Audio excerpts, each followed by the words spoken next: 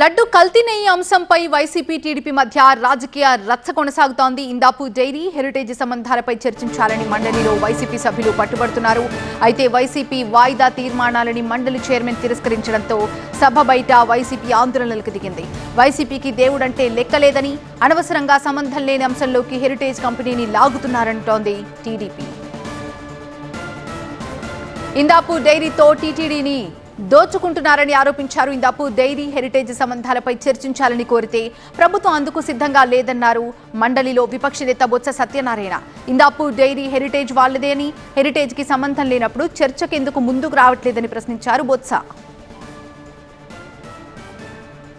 320 రూపాయలకి కొంటున్న నెయ్యిని ఏదైతే హెరిటేజ్తో సంబంధాలు ఉన్నా ఇందాపూర్ సంస్థ ద్వారా డైరీ ద్వారా సప్లై చేస్తూ దోచుకు తినడానికి ప్రయత్నం చేస్తున్న నేపథ్యం గత వారం రోజులుగా రాష్ట్ర ప్రజలందరూ కూడా చూశారు. ఈ అంశం మీద చర్చించాలని చెప్పి మేము అడిగాం. ఇందాక నిమిషం హోంమంత్రి గారు వచ్చి ప్రభుత్వం తరఫున వచ్చి మాట్లాడుతూ ఆవిడన్నారు, కాదు ఇదంతా కల్తీ జరిగి చేశారు అని చెప్పేసి అని అవునా, మేము దాన్నే చర్చించమంటున్నాం. వాస్తవాలు తెలుస్తాయంటున్నాం. సిబిఐ ఏం ఫైండింగ్స్ తెలుస్తాయంటున్నాం. చంద్రబాబు నాయుడు గారు హెరిటేజ్ సంస్థ ఏ రకంగా దోచుకు తింటుందో ఈ రాష్ట్రంలో దేవదేవుడి తాలూకా నైవేద్యం రూపాన ఆయన నెల నైవేద్యం చేస్తున్నాడు, ఎలా కైంకర్యం చేస్తున్నాడో విషయాలే చర్చించమని కోరుతున్నాం. వారు రావట్లేదు. హెరిటేజ్ సంస్థ ఇందాపూర్ అనే ఒక డైరీతో చీకటి ఒప్పందం పడి దోచుకు తింటుంది. ఇందులో ఏ విధమైన ద్వంద్వ ఆలోచన లేదు, ఇది వాస్తవం. కల్తీ నెయ్యి వ్యవహారంపై ప్రభుత్వం చర్చకు సిద్ధంగా ఉందని, కానీ హెరిటేజ్ కంపెనీకి లడ్డూ కల్తీకి సంబంధం లేదన్నారు ఏపీ హోంమంత్రి అనిత. ఆలయాలకు నెయ్యి పంపిణీ చేయకుండా హెరిటేజ్ నిబంధన పెట్టుకుందన్నారు.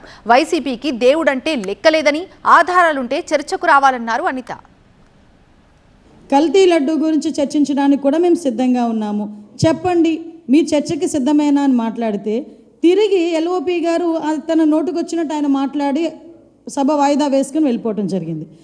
అంటే ఈరోజు కల్తీ జరిగింది దాని గురించి చర్చించండి రా బాబు అంటే, ఈరోజు ఇందాపూర్ కంపెనీ గురించి హెరిటేజ్ గురించి మాట్లాడే సందర్భం నేను కూడా చాలా క్లియర్గా చెప్తా. హెరిటేజ్ సంస్థ అనేది 34 సంవత్సరాలుగా ఉన్న సంస్థ.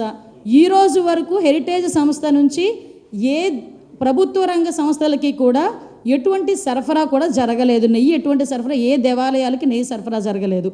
వాళ్ళు ఒక సిద్ధాంతం పెట్టుకున్నారు, వాళ్ళ కంపెనీ నుంచి ఏ దేవాలయాలకి కూడా నెయ్యి సరఫరా చేయకూడదని సిద్ధాంతం పెట్టుకున్నారు. దేవుడితో రాజకీయాలు చేయడం అన్నది వీళ్ళకి చాలా వెన్నతో పెట్టిన విద్య.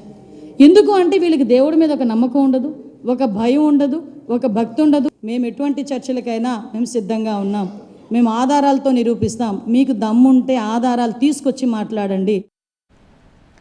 ఇందాపూర్ డైరీకి లబ్ధి చేకూర్చడం వెనుక చంద్రబాబు కుట్ర ఉందన్నారు టీటీడీ మాజీ చైర్మన్ భూమన కరుణాకర్ రెడ్డి. తన సంస్థలకి అధిక లాభాల కోసమే చంద్రబాబు టీటీడీని భ్రష్టు పట్టించారన్నారు.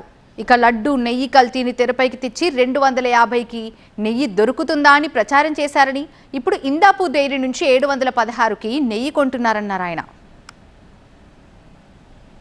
డైరీ అనే దానిని మోయటానికి వెనుక ఉన్నటువంటి కుట్ర ఏంటి?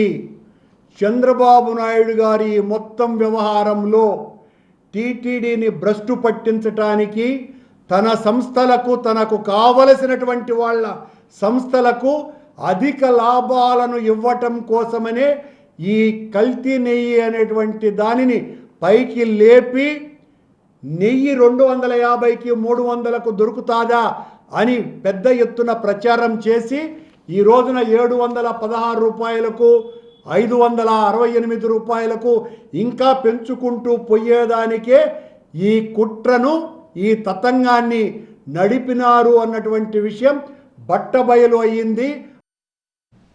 తిరుమల లడ్డూను రాజకీయం చేస్తున్నారన్నారు మాజీ ఎంపీ ఉండవల్లి అరుణ్ కుమార్. కల్తీ జరిగిందని సీఎం చంద్రబాబు చెప్పడం సరికాదన్నారు. కల్తీ జరిగితే పరీక్షించే పరికరాలు టీటీడీ దగ్గర లేవా అని ప్రశ్నించారు. ఎవరో ఒక అధికారిని బలి చేయాలనే ఉద్దేశంతో అనిల్ సింఘాల్పై చర్యలు తీసుకున్నారన్నారు ఉండవల్లి.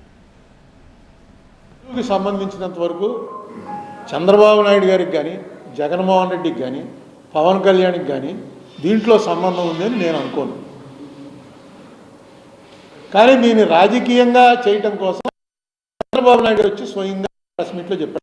చంద్రబాబు నాయుడు గారు చెప్పవలసిన అంశం కాదు ఇది. మంచి పాయింట్, జగన్ని ఫినిష్ చేయడానికి మంచి పాయింట్ అనుకుని ఉంటాడు ఆయన. చెప్పాడు, చెప్పింది కూడా రిపోర్ట్ బేస్గానే చెప్పాడు. ఆ రిపోర్ట్ రాకపోతే ఆయన రాడు. పవన్ కళ్యాణ్ గారు తర్వాత సనాతన ధర్మం, గుడిమెట్లు కడగటం ఇవన్నీ ఆయన చేశాడు. అది కాదని ఇంకోటి వచ్చింది. ఏ రిపోర్ట్ ఇది? కోర్టులో ఫైల్ చేసినటువంటి ఛార్జ్ షీట్లో రాసిన రిపోర్ట్. యాక్చువల్గా కన్సర్న్ ఆఫీసర్ ఎవరు ఎలా టెస్టులు చేస్తారు? ఆ టెస్టులు చేసేటప్పుడు ఎంత ఇలా కెమికల్స్ వస్తే పట్టుకోవడానికి లేదా మీ దగ్గర మెషినరీ? లేకపోతే మెషినరీ ఎందుకు తెప్పించలేదు?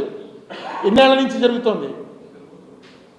చేసిన వాళ్ళు ఎవరు? వాళ్ళకి మళ్ళీ మళ్ళీ ఎలా ఇచ్చారు? కానీ నాకు తెలిసి అనిల్ సింఘాల్ అనేవాడు దైవభక్తుడు. కరప్ట్ అని నేను ఎప్పుడు వినలేదు. మన కలెక్టర్ చేశాడు. కలెక్టర్ చేసినప్పుడు కూడా మంచి పేరుతోనే వెళ్ళాడు ఆయన, చెడ్డ పేరుతో వెళ్ళలేదు. మరి అనిల్ సింఘాల్ అంటే ఎవరో ఒక ఆఫీసర్ని బలి చేయాలి కాబట్టి